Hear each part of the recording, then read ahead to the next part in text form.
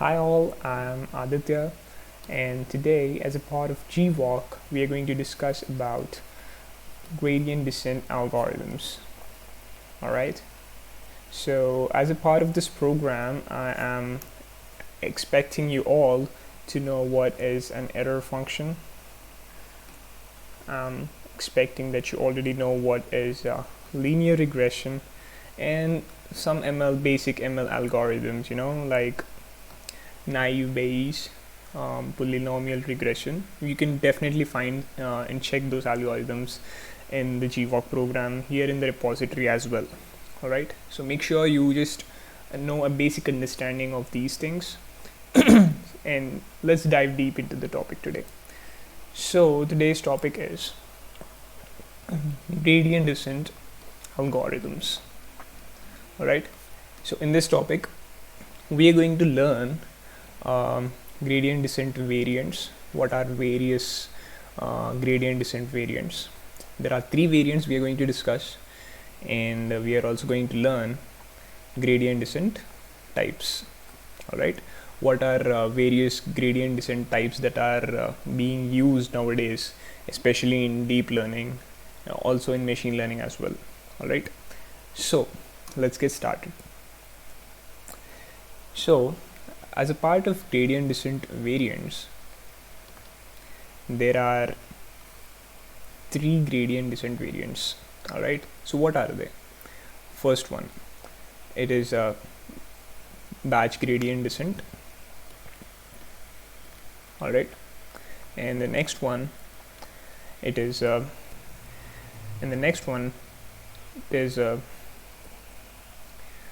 stochastic gradient descent.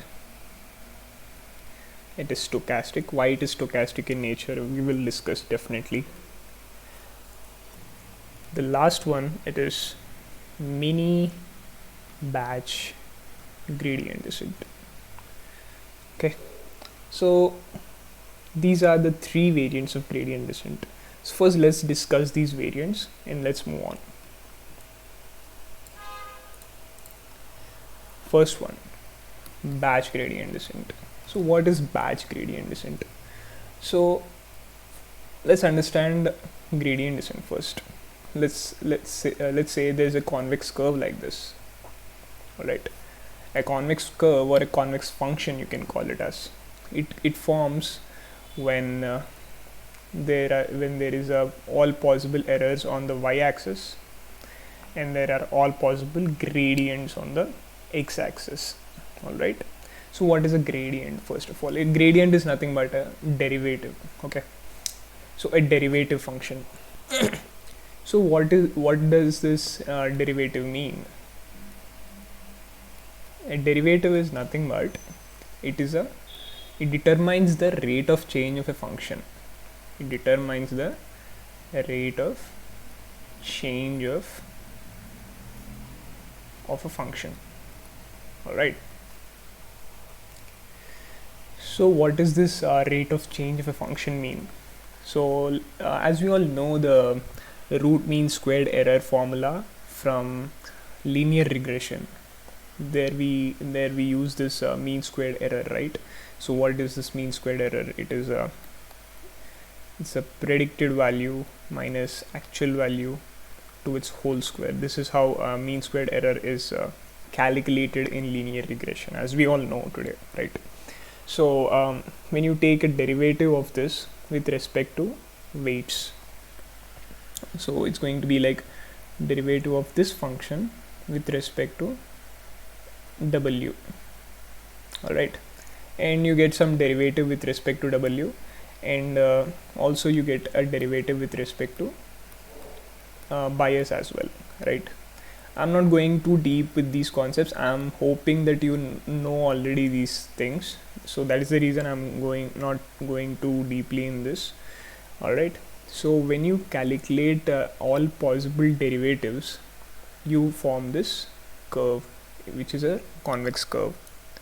Okay, so when this convex curve is formed, it is this is called as the global minimum. Okay, it is our target to reach to the global minimum. So this is where um, you will find all the possible optimal predicted values. This is where you will find. Okay, so this is called a global minimum. So starting from some random point here, you minimize it at each and every iteration. You are going to minimize the derivative, and finally you are going to reach the global minimum like this. All right, so this process is called as gradient descent. So gradients are nothing but, like I told you, derivatives.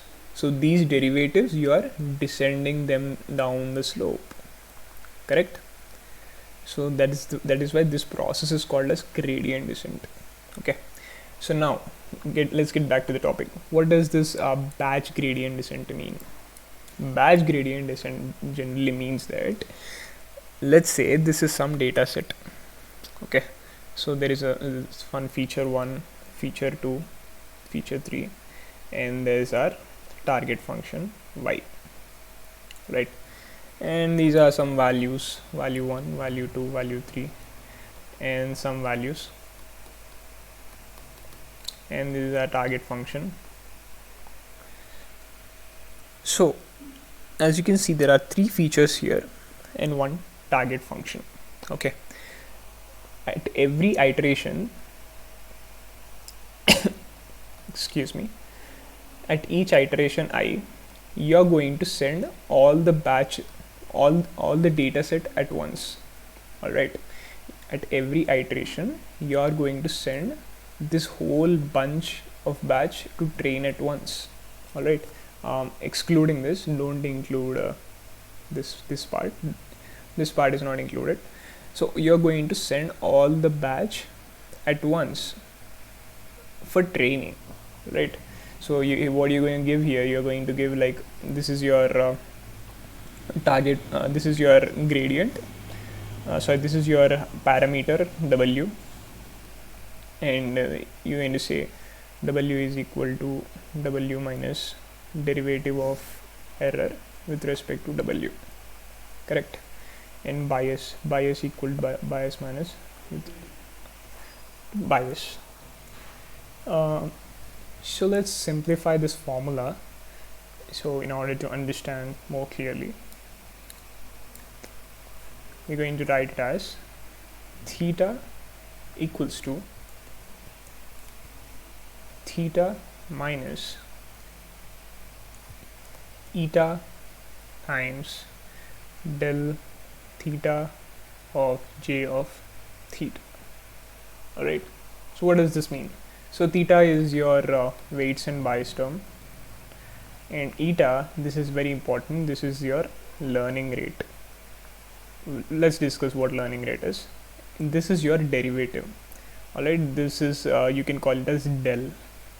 Del means it is your derivative, and j is your loss.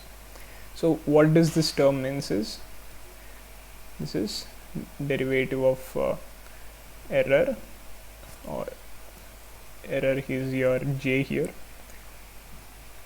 with respect to theta. This is what this term means. Okay, so don't be confused. J is your loss, that's it. Okay, so yeah, eta is your learning rate. So learning rate, it determines how fast you are going to reach to global minimum. So like we discussed in the diagram above, I'm going to draw it again. So this is a diagram, right? At every iteration our derivatives will be reduced, correct? So how rapidly this change should happen, that is what is going to determine by learning rate. Okay, so let's say the learning rate is like 0.6, then starting from here is going to reduce, and it gets multiplied with our learning rate here, and it's going to descend at every iteration like this. It's going to slowly descend, because this factor is going to determine how fast it is going to descend. Okay, the speed of the descent is determined by the learning rate. Okay, so let's say if the learning rate is very large, let's say it's 1.5, So then starting from here, our gradients are going to explode. This is called as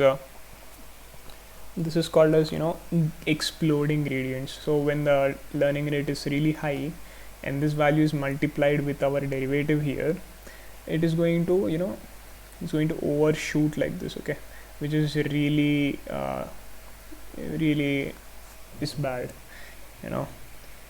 so it's going to explode, and the gradients are going to be very big, and it's never going to reach our global minimum here. It is never going to reach, because these gradients are so high that it keeps on jumping from one value to the another very rapidly, and so it's never going to reach our global minimum.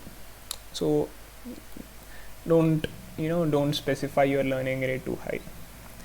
Yeah, so anyway, this is your batch gradient descent formula. Okay, this is a simplified formula. Now let's talk about our next variant, that is stochastic gradient descent. So SGD, stochastic gradient descent. So what does this stochastic gradient descent means? So generally we say stochastic in nature. So stochastic means having a random probability distribution. Okay, probability distribution. All right. So in here in gradient descent, stochastic means here you are taking a random data point first, right? Excuse me, sorry for that. So given a data set, so let's consider this data set only, which we drew earlier. So this is our data set, right?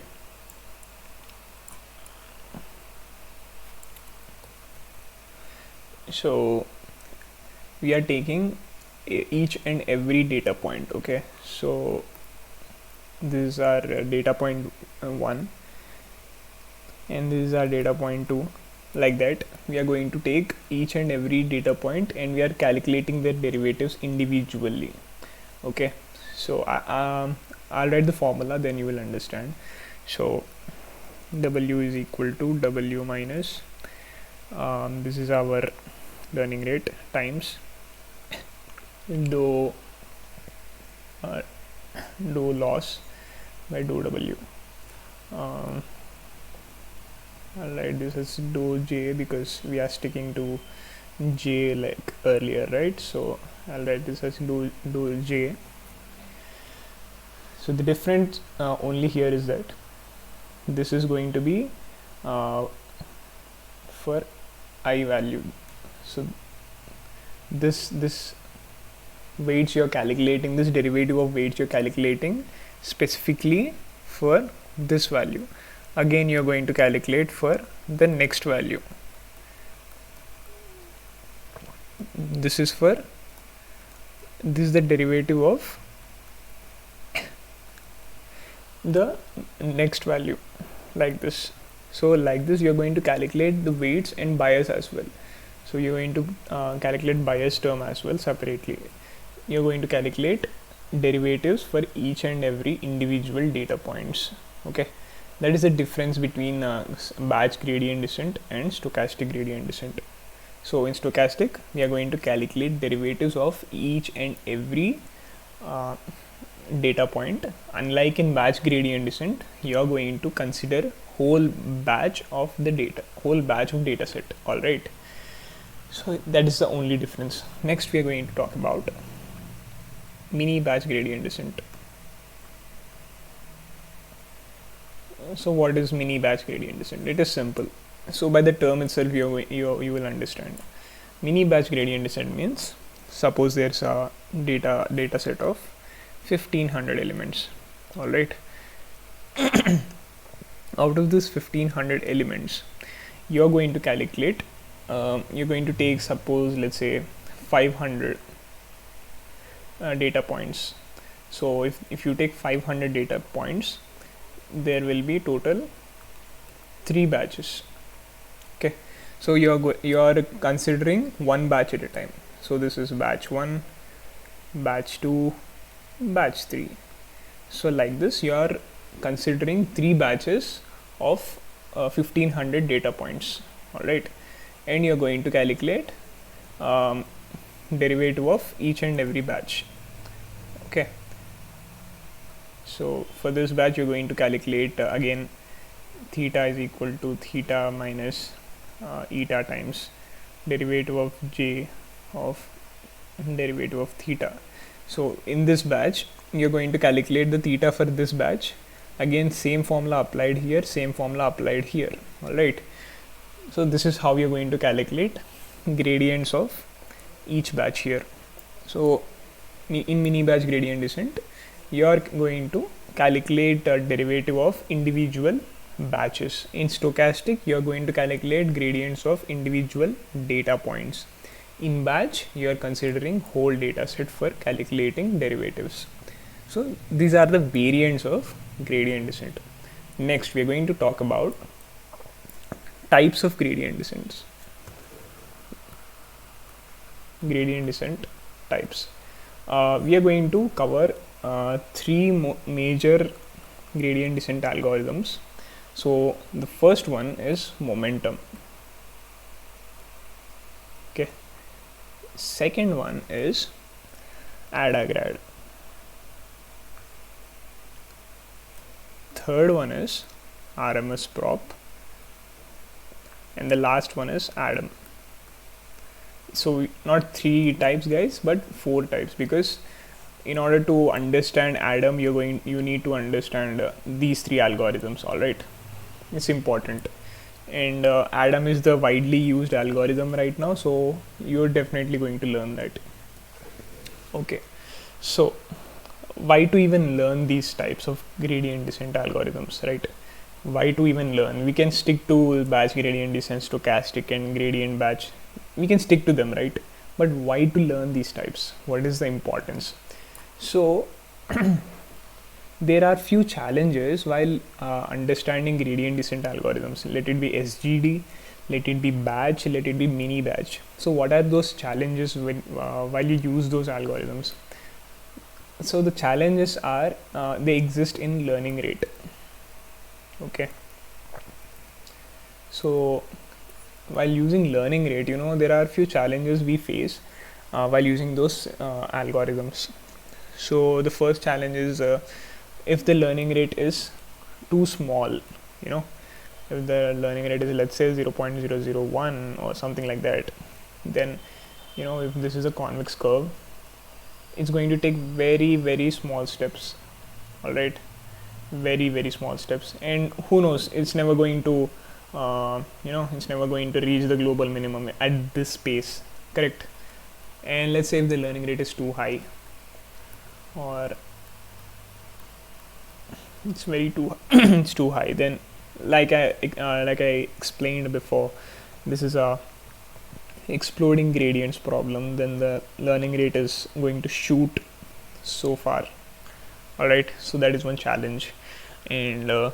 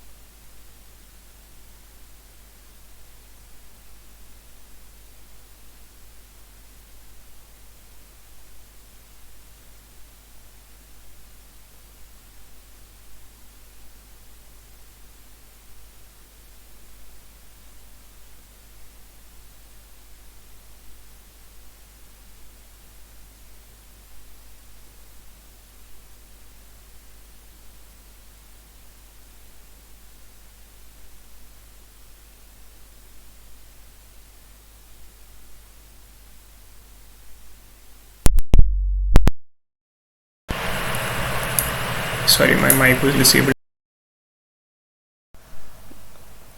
The authors of the Adam optimizer, they just combined RMS prop and momentum. Okay, so that's how this Adam optimizer was developed. So what is the benefit you get when adding these two optimizers? As we know, momentum and Adam and RMS prop, they both you know they are adaptive. They're used to develop this adaptive learning rate, right? So they both have their own drawbacks, but when we combine the power of these two, we get a really good optimizer, right? So it's very simple. From momentum, we had this formula, if you remember: vt equals to beta vt minus 1 plus 1 minus beta. Let me zoom out a little bit.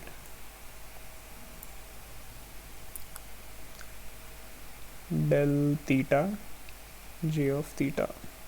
This was a formula of momentum, right? And this is the formula of RMS prop, which is this.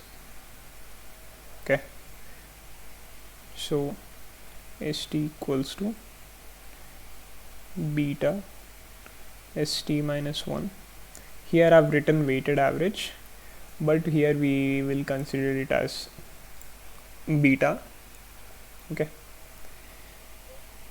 plus 1 minus beta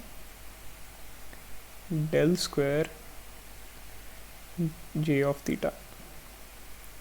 Okay,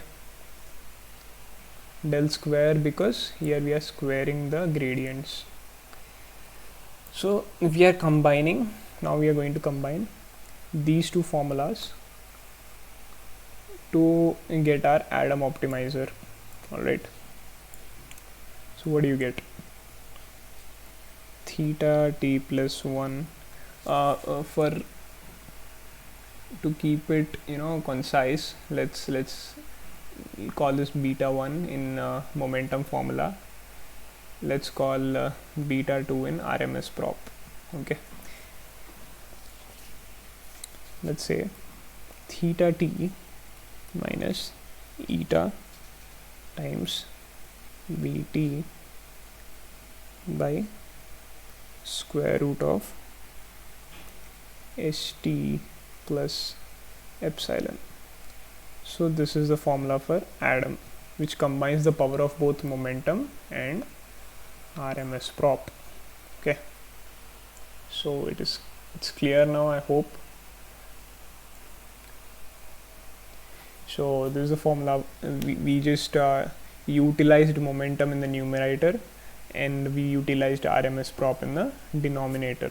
All right, so this is going to be the last topic of today's session. So let's quickly revise whatever we learned till now. All right, so let me just go up. So we started our topic today with variants of gradient descent, and there are how many variants? There are 3 variants of gradient descent. Those are batch gradient descent, stochastic, and mini batch gradient descent. Batch gradient descent means you are going to consider the whole data set for the for calculating derivatives. Next we used stochastic gradient descent, which is nothing but we use each and every data point in the data set to calculate derivatives, which is a very slow process. Next we have mini batch gradient descent, where we divide the data set into batches and we calculate derivatives for each batch. Okay, next we saw what are the types of gradient descent to avoid the drawbacks which occur in general gradient descent. So those are momentum, AdaGrad, RMS prop, and Adam. So we discussed what is momentum, which is nothing but mass into velocity in physics. So we use that concept here to reduce the oscillations that occur in while optimizing. So let's say this is your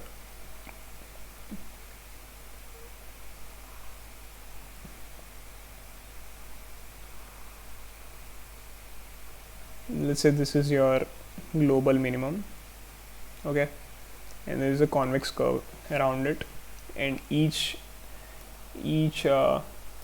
ellipse, it denotes the one dimension, let's say. So this is one dimension ellipse, this is another, on top of that this is one more dimension ellipse, this is one more dimension, like that. So the momentum curve is going to be something like this, not curve, but this is how it is going to reach the minimum. And Adagrad is going to be maybe something like this. This is Adagrad, and RMS prop is going to reach the minimum with less fluctuations, like this. And finally we have our Adam optimizer, which is the optimal optimizer of out of all. It's going to be smooth. It's the iterations are going to be smooth, and that's how it is smoothly it is going to converge to the global minimum. Okay, so that's our momentum Adagrad, and we discussed about exponential moving average, exponential weighted moving average, which is very important for you to know, that it is going to give more weights to the past gradient, less weights to the past gradients, while more weights to the most recent gradients. All right, that is exponential weighted moving average. And RMS prop we discussed how it's going to be, how it is more optimal compared to Adagrad, right? So it is going to monotonically increase, or it is going to avoid the challenge that occurs in Adagrad, that is monotonic increase or decrease of gradients. And finally Adam optimizer, which is going to just connect the power of both RMS prop and momentum.